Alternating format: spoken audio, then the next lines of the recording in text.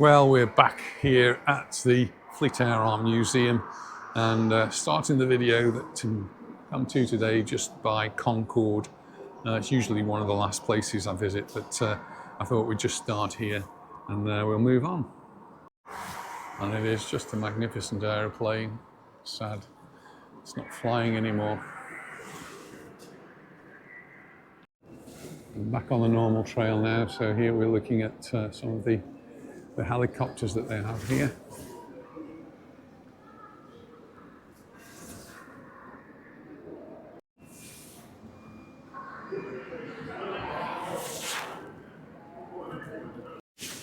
And well, this is Humphrey. Well, that's the nickname for the Westland Wessex.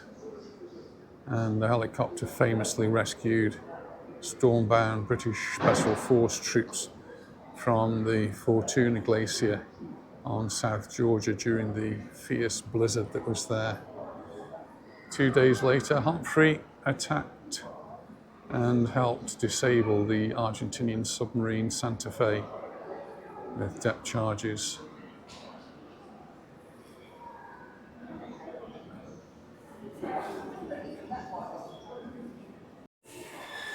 This is a Dragonfly search and rescue type vehicle.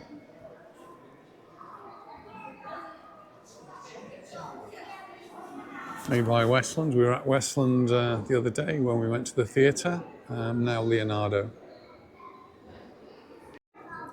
Something I don't think I've usually looked at so much, but really something that's very important is the honours boards. I'm coming here, it's always the same, but always different as well. And I don't actually remember seeing this before. This was a mock-up of a conning tower and a submarine. And you can come in, and the children have particularly enjoyed having a look through the periscope. And I've actually done this on a real submarine, but it wasn't a British submarine, it was a Dutch submarine. Let's try and find that picture for you. I do find submarines fascinating and frightening, I think.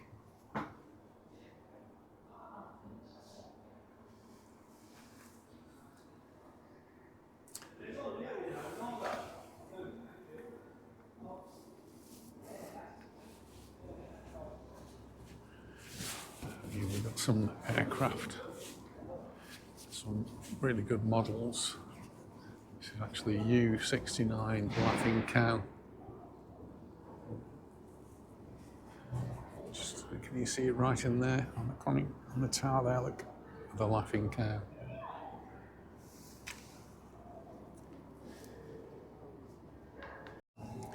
This is the Fairy Fulmar.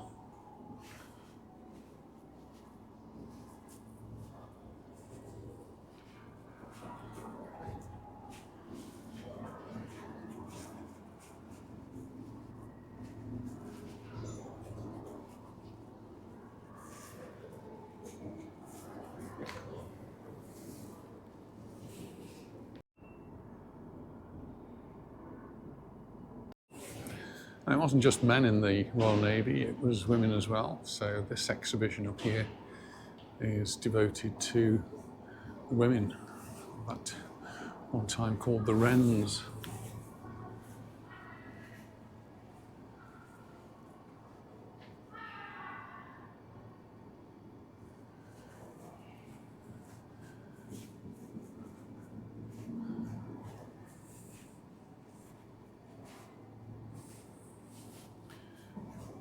Lovely window that is. It's the Wrens Memorial stained glass window. This stained glass window was originally presented to the Wrens to St Margaret's Chapel in Rosyth Naval Dockyard. When the chapel closed, the window was removed and later installed at HMS Dauntless, the Wrens training establishment, WRNS.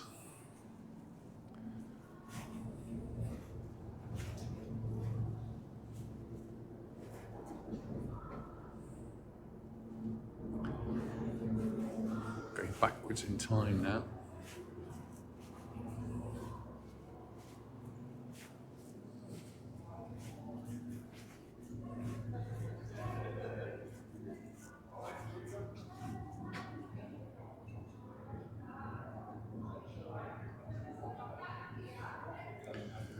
True or false? Pre-20th century, women never lived on naval ships. Well, contrary to popular beliefs, wives and children regularly accompanied their husbands and fathers to sea, sometimes for years.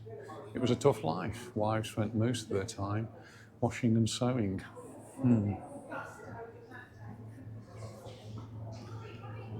Secret sailors, that's dressed as men. Women covertly served in the Royal Navy.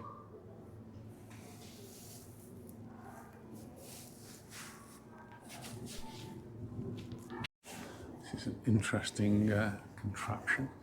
It's a Fokker Argelis, and it's a little bit like a gyrocopter, except it's got no engine, no power at all.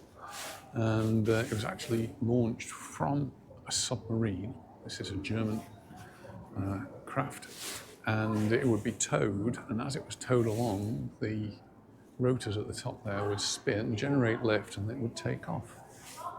And it would fly pretty much like a kite, so it could go up, and they could do surveillance, but totally unprotected, and well, could be quite interesting when it came down. It could be in the middle of the sea.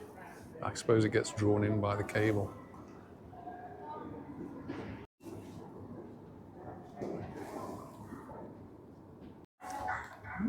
Find new places. I've never been in this room before, I don't think, so this is quite interesting.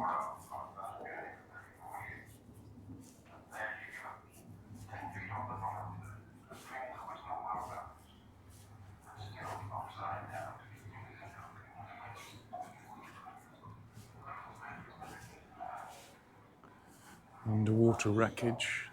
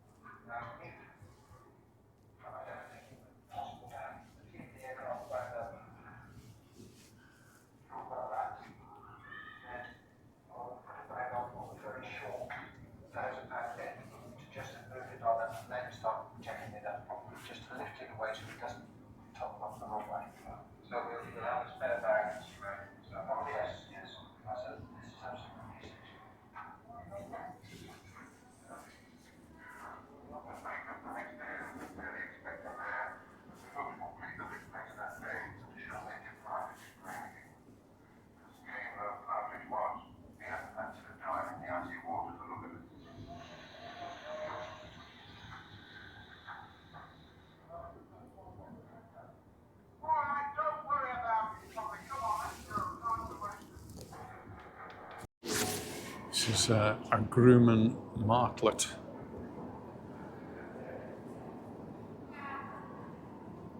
At the start of World War II, the British Navy was desperately in need of powered single-seat monoplane fighters, and the new American-made Grumman F4 Wildcat fighter fitted the requirements. Initially named the Martlet by the Royal Navy, they were renamed Wildcats in 1944 to align with the combined US and British operations. It's a Corsair KD-431.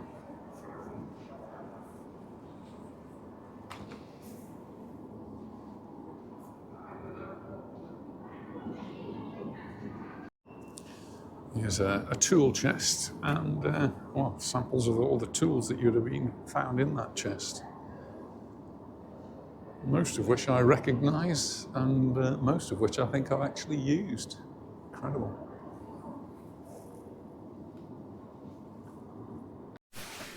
In the Korean War, that was the only conflict where large numbers of piston engine propeller aeroplanes and jet aeroplanes were actually in the skies together. And this is actually a copy of a MiG-15. It's a Polish-built copy of the Chinese MiG-15, which outperformed the equivalent propeller aeroplane of the time.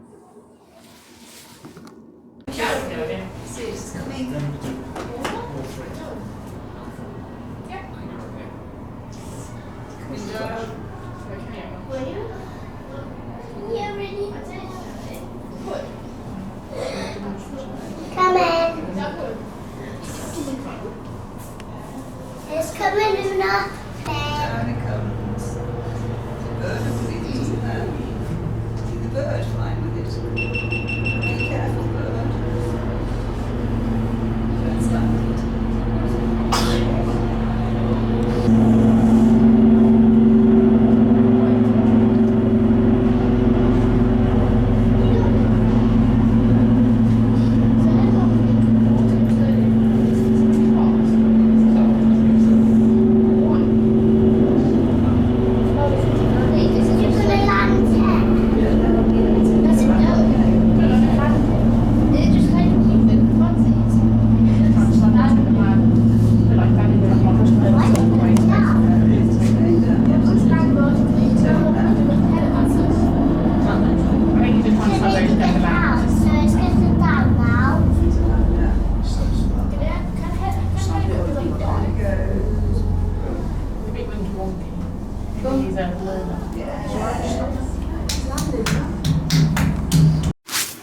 Some amazing models here.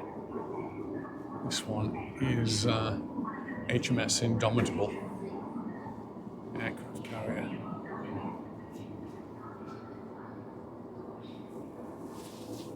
Is often referred to as a city at sea, with people working and living on board for months at a time. But it's not like any city you would find on dry land. Everybody has a job to do. The ship's company keep all parts of the aircraft carrier running smoothly, from steering the ship to handling weapons and maintaining engines.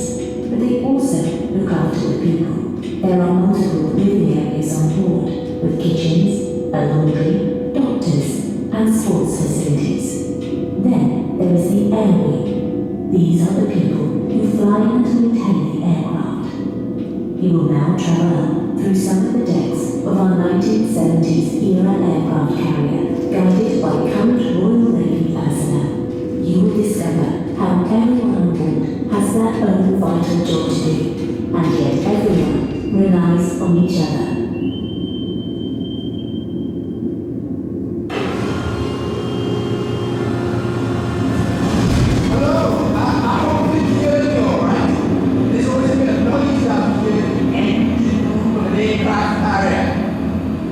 Welcome to the heart of our city at sea. This is the most important part of the ship, no question. This is where all the ship's power comes from. What we need to push thousands of tons of metal through the water at 30 knots. Of course, that's full power with all the engines running, which uses an awful lot of fuel. So we normally run at a more modest 14 knots. But we do need full power when we're launching aircraft and the wind speed is low.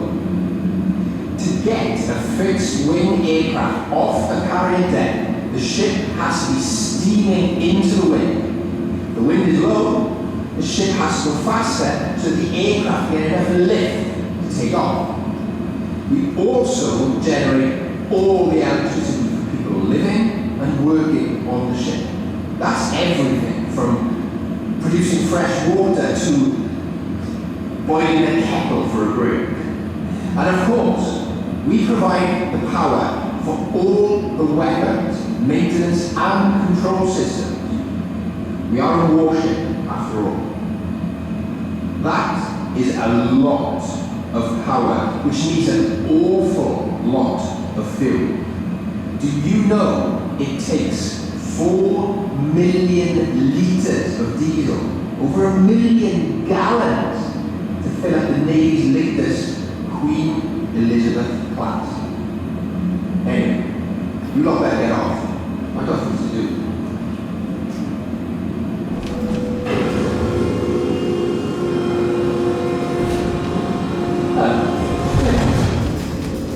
You guys, I've been on a ship for 2 weeks now, and I still can't find my way back.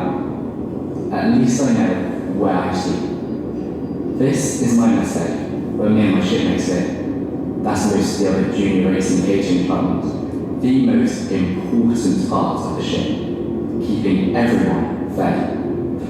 Normally there'd be around 36 crew in separate mess decks like this, so it can get pretty crowded and full on. It's pretty quiet just now though, which is lucky, because there's always someone sleeping. We work on watches, you see, 12-hour shifts just now, because we have to make sure everyone on the ship gets fed when we need to, and the ship works 24 hours a day.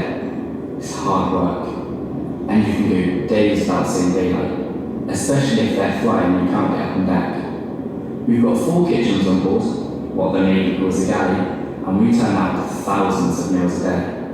But it's all got to be top quality. The food on here is second to none, so we've got a reputation to keep up. And, as the chief is always saying, nothing is as bad for morale on board ship as rubbish food. It's just as important as keeping the engines running. When we set out on this deployment, it took about 3 weeks to take on all the food. 48 tons of baked beans alone. That's a lot of fuel. Right, I'm on duty in 10 minutes, so you people best be on your way. I'm sure the 4 guys will tell you.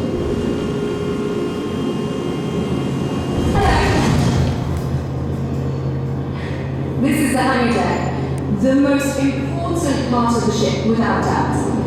This is where we store and maintain all our aircraft, fixed wing and rotary wing. That's jets and helicopters, and get them ready for flying. As the carrier is really a floating airfield, we have to do everything to keep the aircraft serviceable, often at the last minute. That means we have all the workshops and tools that you find on an air station on land, and that's both mechanical and avionics. But we have to do it all at sea, miles from anywhere, on a moving ship, and in a tight space. It can be a bit of a jigsaw moving stuff around in here. In a heavy sea state, it can take hours to move a single helicopter around, because you have to keep lashing it down. Any delay knocks everything out, so more pressure. Also, getting some of those heavy hatches open in bad weather can take a bit of muscle. Still, it's a great job, and air mechanic was one of the first roles women could do in the Navy back in the Second World War. That was just on land though. It wasn't until 1990 that we were allowed to go to sea. As you exit the lift, turn right to find out more about aircraft carriers. And one of the highlights of a visit to the Fleet Air Arm Museum is to go to the carrier experience, which you do by going through a helicopter. Welcome on board, it says. Welcome aboard. You're about to head onto the flight deck of a Royal Navy aircraft carrier, one of the busiest, most dangerous places on Earth. Here, you will start your exploration of the largest and most important ship in the Royal Navy. Let's go through. So now we're on a flight deck of a carrier, just to give you a bit of an experience of what it might be like. It's noisy, quite a harsh environment. There's a video there to depict what it'd be like. Some older aircraft carriers. That's the sort of helicopter we just come through. Some of the aircraft that may have flown from aircraft carriers in the past, starting with the biplane over here. This is a Sopwith, 1916 to 1918, so right during the First World War. A Sopwith Pup is a replica of the single-engine fighter aircraft used by the Royal Navy Air Service during the First World War.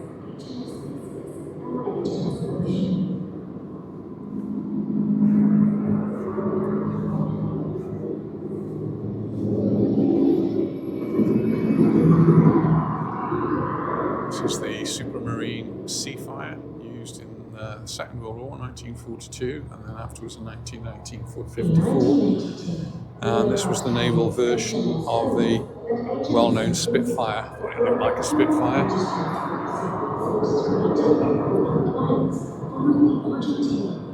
That propeller looks like a double propeller. This is the Westland Wyvern, 1953 to 1958, and was the only turboprop aircraft to have been flown in combat by the Royal Navy, seeing action during the Suez Crisis of 1956.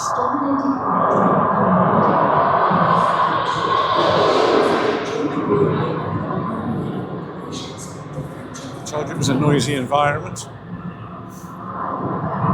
Supermarine Attacker 51 to 54, and it was the first jet fighter to enter the squadron service of the Royal Navy.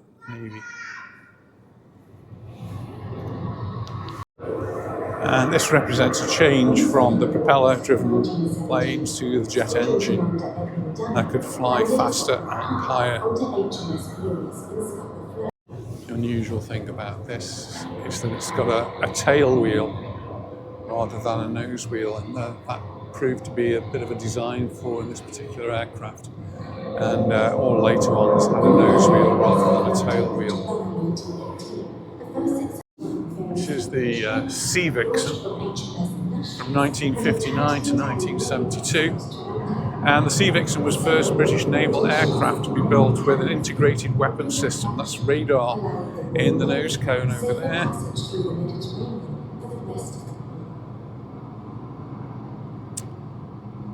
And that was central to its design. The radar was linked to the navigation system, enabling it to operate in all types of weather, day or night. It was also connected to the weapons systems. And the Sea Vixen being the first British aircraft to be armed with guided missiles and rockets as well as bombs. No guns though.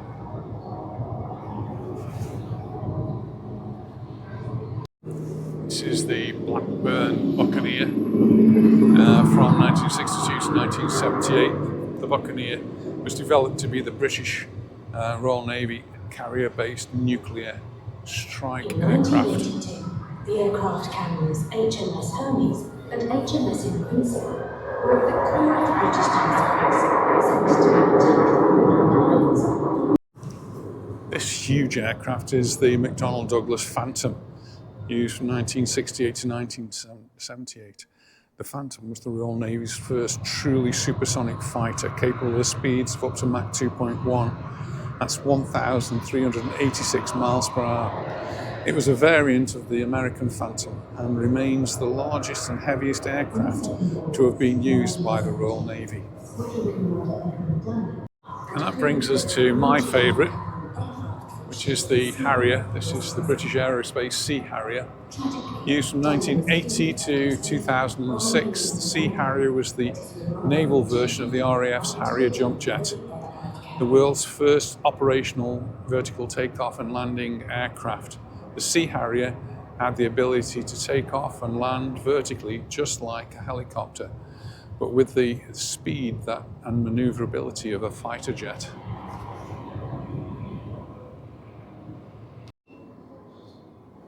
HMS Ark-Royal, 1955 to 1979. This is an earlier version of the Ark-Royal. Not been on this one, but did manage to visit the one that came after it.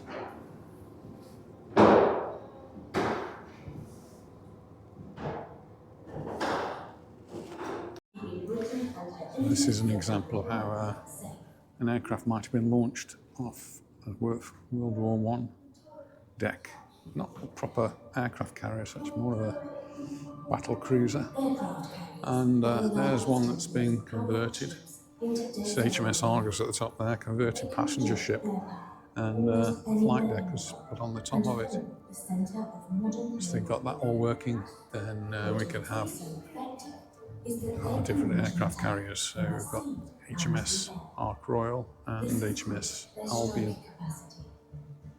The earliest strikes were made during the First World War, when the Royal Navy led the world in naval aviation. Small biplane aircraft took off from ships to attack German Zeppelin bases in mainland Europe, dropping those first bombs by hand. The addition of rockets and missiles added to HMS the Eagle. fleet air arms ability Service to until save the enemy 1972. wherever they are. And at the back there, HMS Illustrious, which is one of the aircrafts that I've actually visited. And that was in service from 1982 to 2014.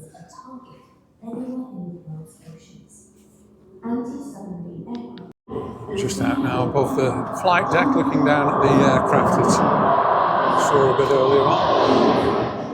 Noisy place up here. And it allows us to walk along and go to the FlyCo, which is FlyCo is where everything is organised from, off on the flight deck, so the flight command.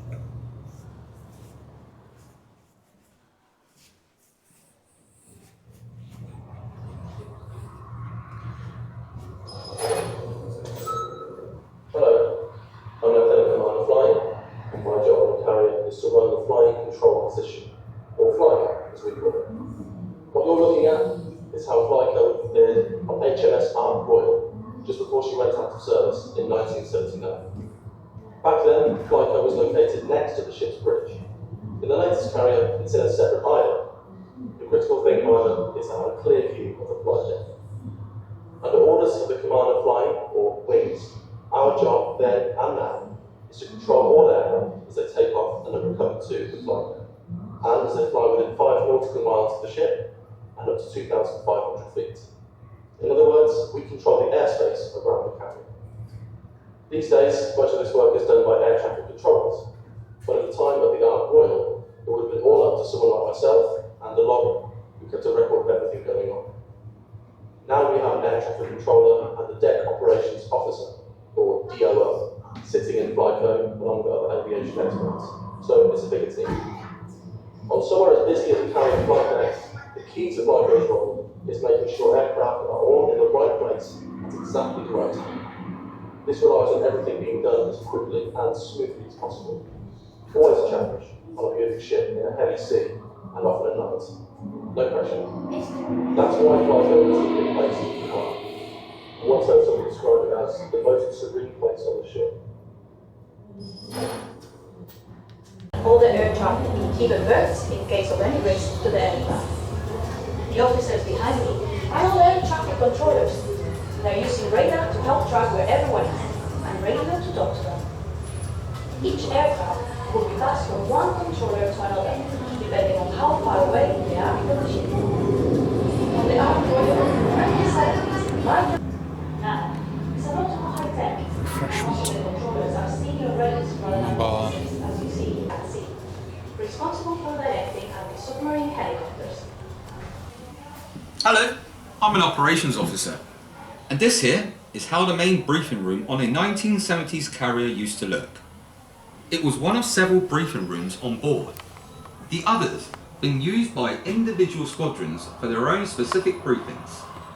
Generally, there would be one squadron per row on board. So, for example, the anti-submarine helicopters would be one, while the strike jets would have been another.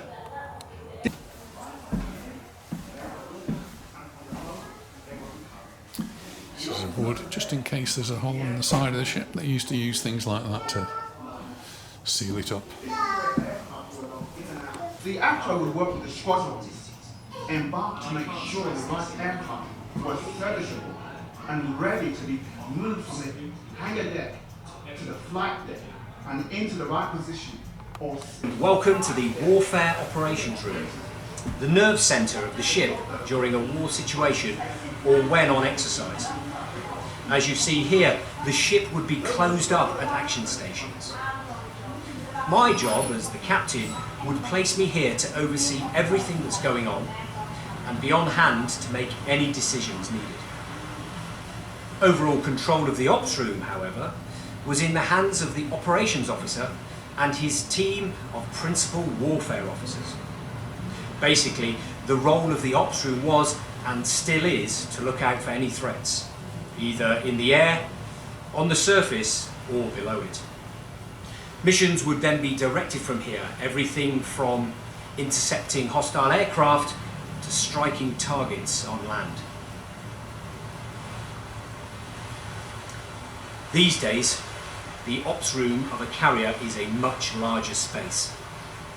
When we're deployed at the centre of a strike group, we also have extra battle staff on board. Otherwise, the basic purpose hasn't changed, though there have been quite a few improvements, specifically improved communication between the different people looking after all the ship's activities. And I can't stress this enough. Communication and people are absolutely key to everything we do. By the way, the white protective gear everyone is wearing is called anti-flash gear and is to protect exposed skin from burns in case of a fire. Or situation, or when on exercise. As you see here, the ship would be closed up at action stations. My job as the captain would place me here to oversee everything that's going on. The sleeping accommodation. Missions would then be directed from here. Everything from intercepting hostile aircraft to striking targets on land. These days, the ops room deployed at the centre of the strike group, we also have 70s carrier looked like. It's where the movement of the ship was controlled, its course and speed. In other words, this was the driving seat. You might expect to find the captain up here, but he spent as much time down in the operations room as you've already seen. Instead, the immediate responsibility for the ship's safety sat with the officer of the watch. He would normally work a 4-hour watch, and there would be around 4 qualified officers on board to take turns on the bridge. The other people up here would be the navigator, or his deputy, who work out the ship's course. There is also a yeoman, a leading hand, responsible for the advising on the movement of other ships and communicating with them. On a modern carrier, there would also be a quartermaster up here, responsible for actually driving the ship. Things are a bit different now. Not just a more functional uniform, but since 1990, an officer of the watch can be a woman, like me. For a fast-paced, hands-on job with about as much responsibility as anyone would want, being officer of the watch on an aircraft carrier is hard to beat. So now just take a look at what the fly code looks like. And here we are, they've got all the controls and they've got the windows that can look down onto the flight deck. This is a model of the more modern Queen Elizabeth class aircraft carrier. Not been on one of these yet, but quite like to. There's another model over here. Did watch it leave Portsmouth Harbour.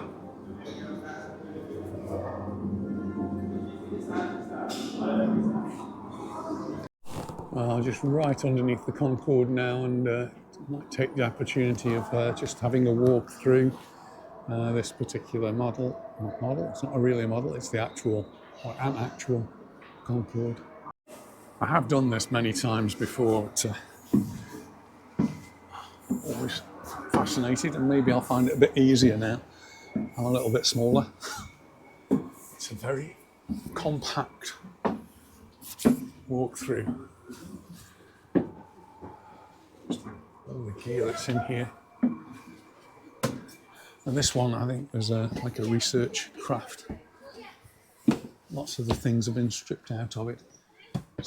Headroom is very low. This is what the seats will look like.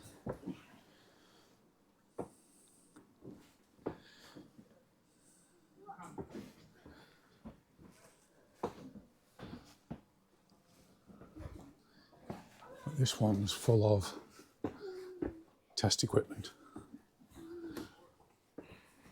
And I can't almost stand up. I'd have to duck because there's various things dangling down.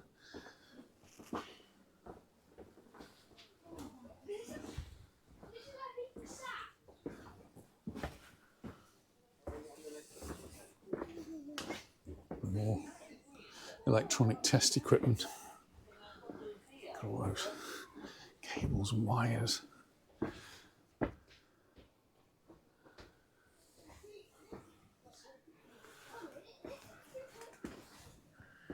And then because of their testing things, they've got all the areas where they would sit and monitor the dials. You carry on. Eventually, you get to the pointy bit at the front. And this is Concorde 002.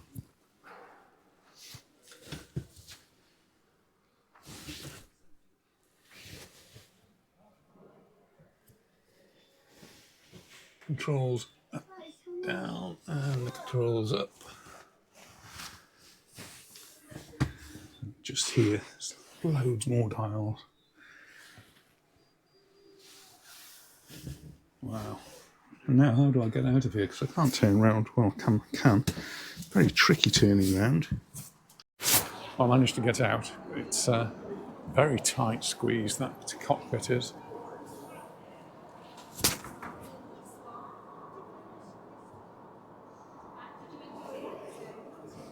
What an aircraft.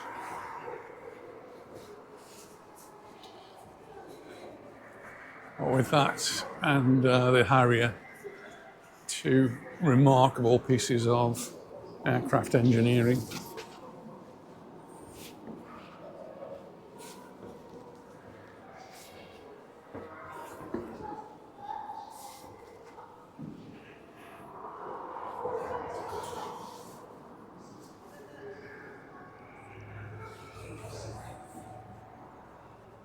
.001.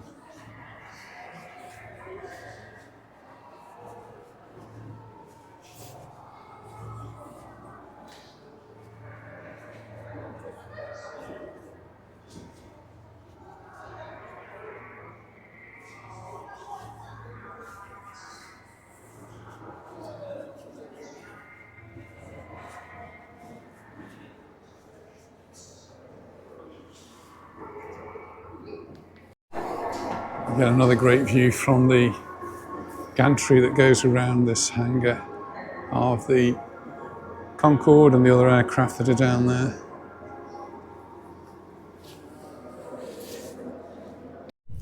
And the girls have got a helicopter of their own. They're flying around in circles. Don't go too fast. Savannah, cuidado. Hold on. Well, Savannah's got a sticker, and we're going to say goodbye from the Fleet Air Arm Museum. It's been another fascinating and interesting place to go. So bye-bye, everyone. Bye. Bye. See you in the next one.